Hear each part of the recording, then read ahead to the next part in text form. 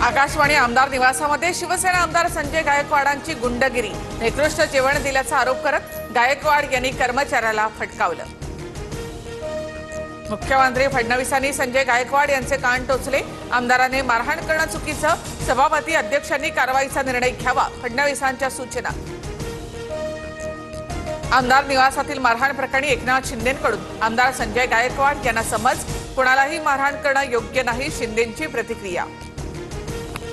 एकनाथ शिंदेंना मुख्यमंत्रीपद न मिळाल्यामुळे फडणवीसांना बदनाम करण्याचा हा प्रयत्न, यामागे मोठा कट शिंदेंच्या शिवसेनेवर, उद्धव ठाकरे यांचा मोठा आरोप। जेवण देणाऱ्यांची पूजा करायची का, आमदार संजय गायकवाड यांचा संतप्त सवाल, तर घटनेचा काडीचाही पश्चाताप नाही असं म्हणत गायकवाड यांच्याकडून गुंडगिरीचं समर्थन। मीरा भाईंदरमध्ये मराठीच्या आंदोलनानंतर पोलीस आयुक्त मधुकर पांडेंची उचलबांगडी, निकेत कौशिक नवे पोलीस आयुक्त, मनसेच्या मोर्चाला परवानगी न दिल्यामुळे मुख्यमंत्र्यांची नाराजी होती। जनतेच्या मनात होतं ते झालं, महाराष्ट्र आणि मराठी माणसाच्या मुळावर येणाऱ्याला मुळासकट उखडून टाकण्यासाठी राज आणि मी एकत्र आलो, उद्धव ठाकरे यांचं विधान।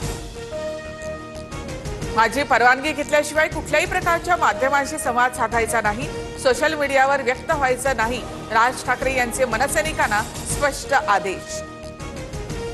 राज ठाकरे यांचा निर्णय चांगला, माध्यमांशी परवानगीशिवाय न बोलण्याबाबत राज ठाकरेंनी मनसैनिकांना दिलेल्या आदेशानंतर उद्धव ठाकरेंची प्रतिक्रिया।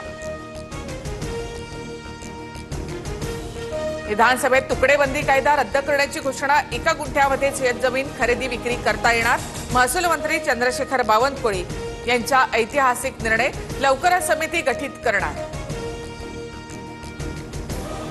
शिक्षकांचा पगार 18 तारखेला होणार, आझाद मैदानावरच्या शिक्षकांच्या आंदोलनस्थळी मंत्री गिरीश महाजन यांचं आश्वासन। धुळ्यामध्ये आंदोलनकर्ता माजी सैनिकाला मारहाण, महानगरपालिकेच्या विरोधामध्ये समस्यांबाबतचं निवेदन देण्यासाठी गेले असता महापालिका अधिकारी कर्मचाऱ्यांची मुजोरी, माजी सैनिक चंदू चव्हाण यांना मारहाण।